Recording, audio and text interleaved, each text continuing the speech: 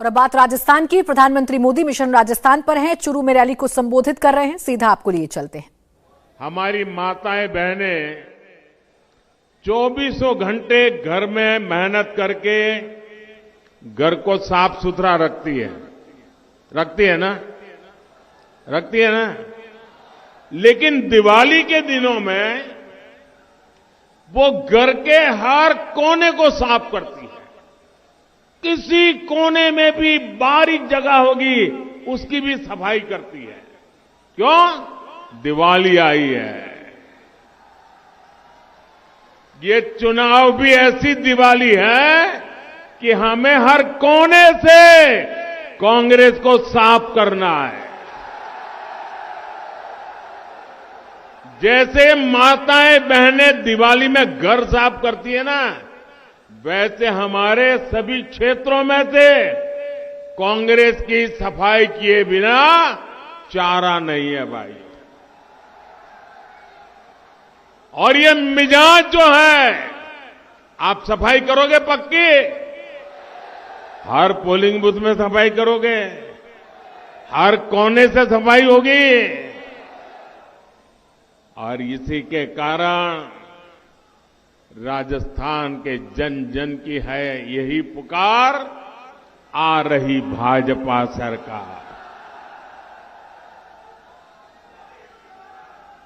आजकल पूरा देश क्रिकेट के जोश से भरा हुआ है।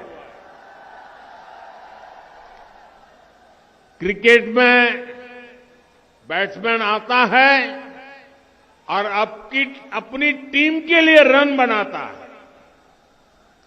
लेकिन कांग्रेस वालों में ऐसा झगड़ा है कि रन बनाना तो दूर, ये लोग एक दूसरे को रन आउट करने में लगे हैं।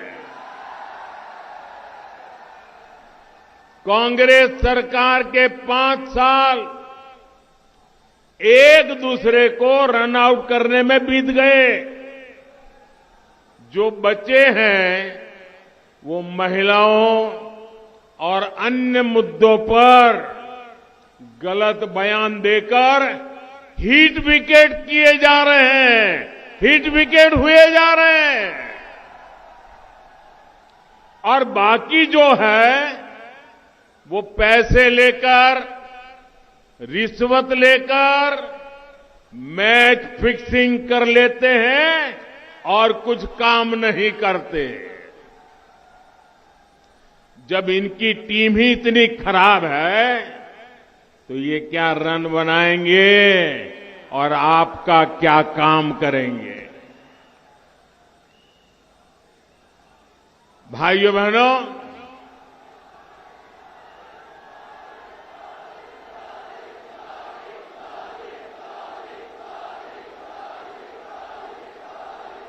हमें तो हर पोलिंग बूथ पर 5-5, 7-7 सेंचुरी लगानी है।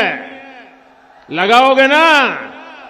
हर पोलिंग बूथ पर 5-5, 7-7 सेंचुरी। वादा? ये आपकी गारंटी है?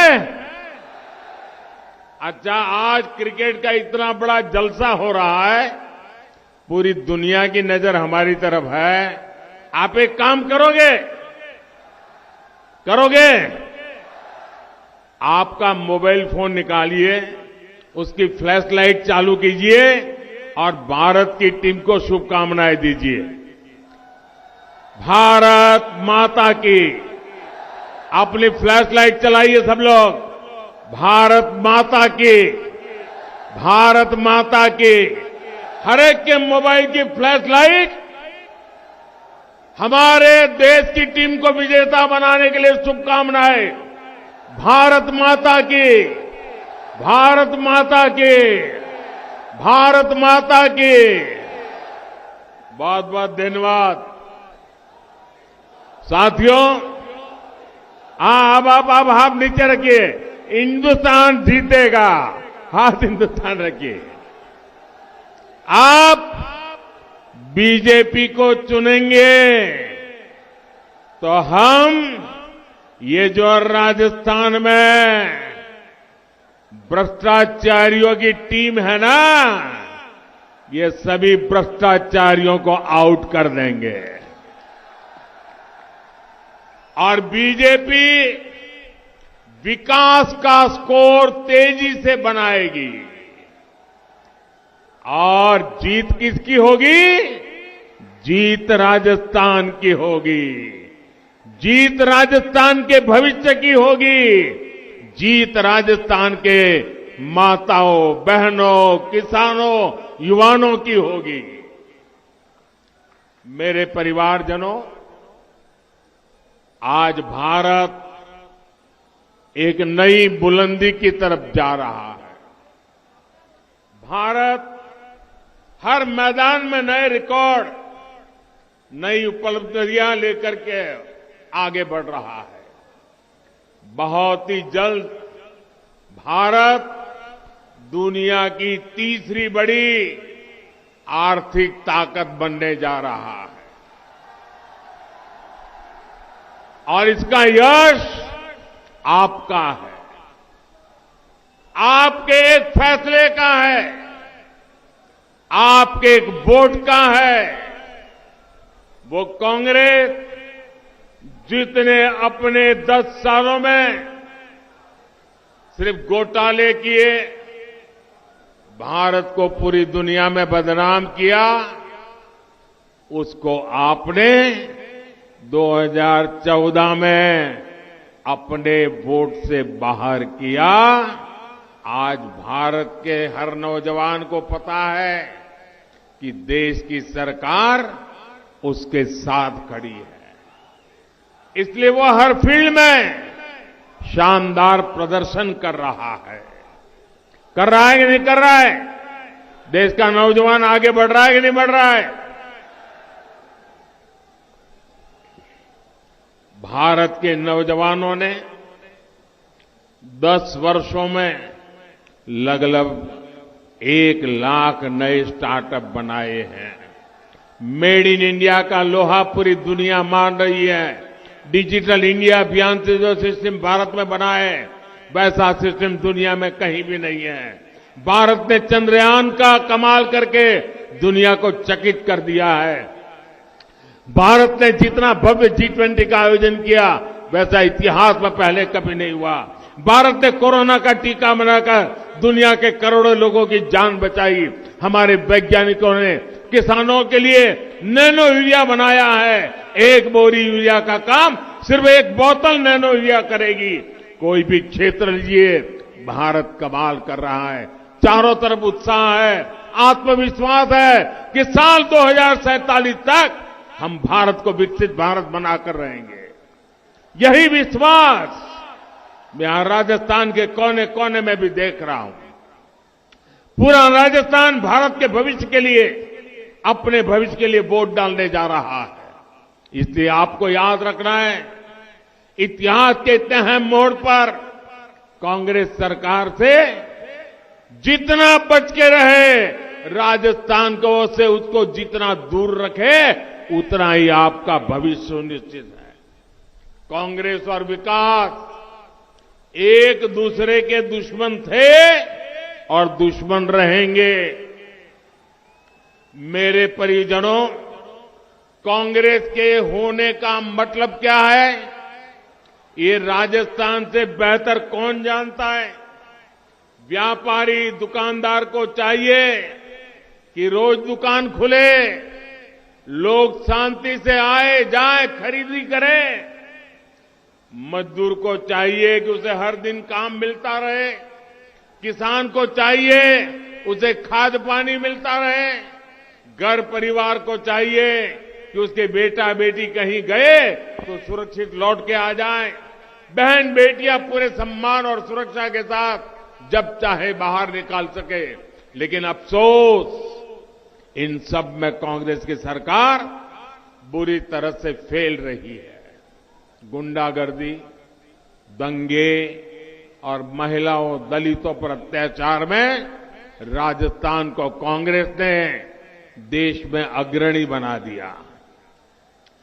ऊपर से कांग्रेस की मानसिकता देखिए, एक मंत्री जो बहनों बेटियों पर हुए अत्याचार को ये कहकर सरेआम जायज ठहराता है कि ये मर्दों का प्रदेश है। मुझे बताइए, ये राजस्थान के मर्दों का अपमान है कि नहीं है? ये राजस्थान की मर्दानगी का अपमान है कि नहीं है? वीर पुत्रों को जन्म देने वाली वीर माताओं का अपमान है कि नहीं है? क्या दुनिया में कोई भी ऐसे पाप अत्याचार करने वालों को मर्द कहेगा क्या? ये कांग्रेस के मंत्री बेशर्मी के साथ कहे कि महिलाओं पर बलात्कार इसलिए हो रहा है कि तो मर्दों का प्रदेश है।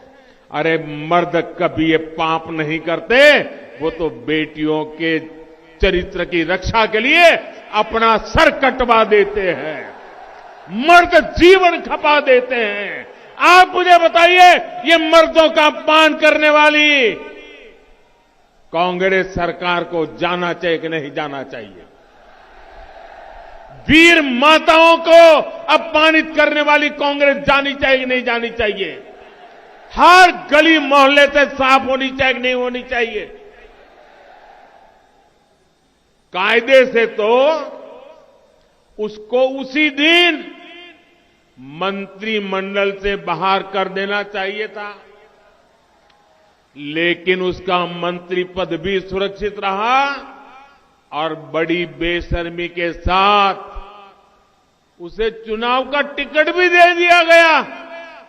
इसका मतलब ये दिल्ली वालों की कुछ ऐसी खबर इसके पास है कि पूरा दिल्ली भी उससे डरता है, राजस्थान कांग्रेस भी डरती है, और इसलिए वो नाचते कहे ऐसे नाचो, दिल्ली के कांग्रेस के नेताओं को भी वो नचाता रहता है।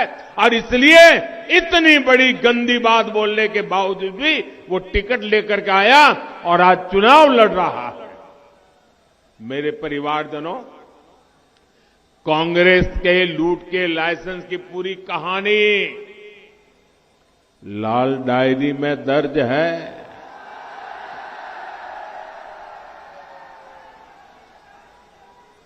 और अब धीरे धीरे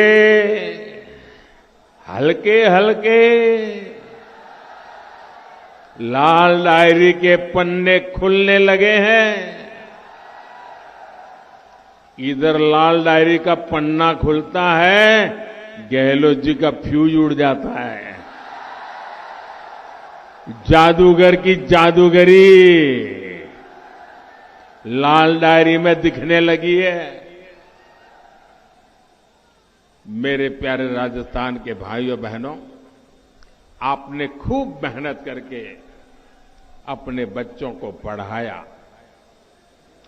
युवाओं ने भी खूब मेहनत की, परीक्षा दी, लेकिन कांग्रेस के पेपर लीक माफिया ने लाखों रुपयों में युवाओं का भविष्य बेच दिया।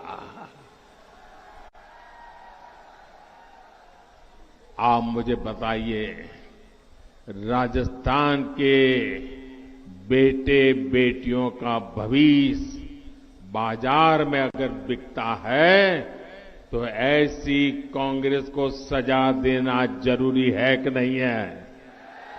ऐसी कांग्रेस को सजा दोगे क्या?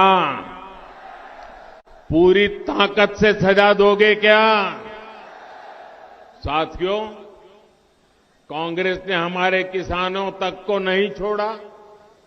पहले कोरोना और फिर रूस यूक्रेन युद्ध के कारण दुनिया में खाद में कमी आई,